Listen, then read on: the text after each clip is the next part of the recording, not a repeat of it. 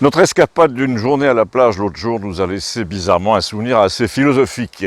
à cause de ce qu'avait dit Gustave sur la vraie nature de l'attrait pour les plaisirs balnéaires. Je vous rappelle sa thèse qui est assez amusante,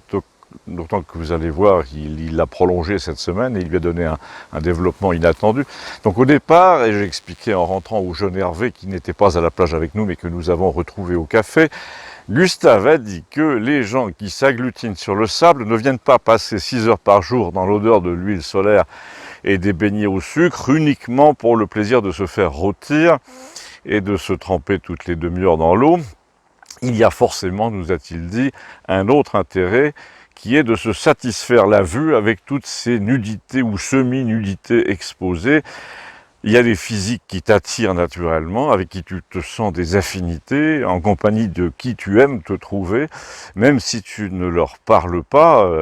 Et quand j'ai exposé à Hervé sa théorie, Gustave l'a même prolongée en prenant mon interlocuteur lui-même, pour exemple, avec pour témoin Christiane, la psychiatre de Montpellier, pour expliquer que notre ami Hervé, là, était lui-même de ceux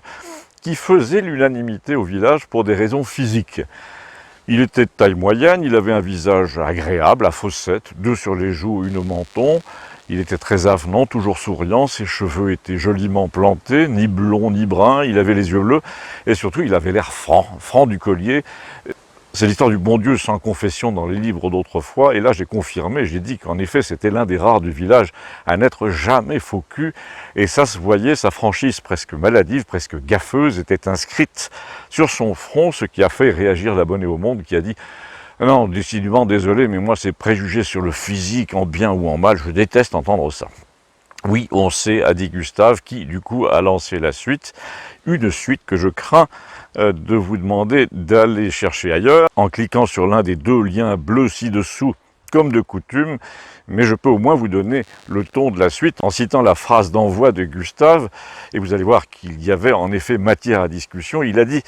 à Christiane, notre psychiatre de Montpellier, chez qui il trouvait toujours un soutien anti-féministe, il a dit « Si les femmes, au lieu de nous réprimander systématiquement dès que nous faisons allusion à l'aspect physique des gens, parce que chez la plupart c'est un interdit, c'est une obsession, si au lieu de nous blâmer quand on dit « ce type a une gueule de faux cul », si elles ne répondaient pas « arrête de dire ça », si depuis 40 ans les femmes nous avaient laissé raconter librement ce qu'on pense des faux culs et des gens qu'on ne peut pas blairer dès les premières minutes, eh bien déjà on aurait un autre gouvernement.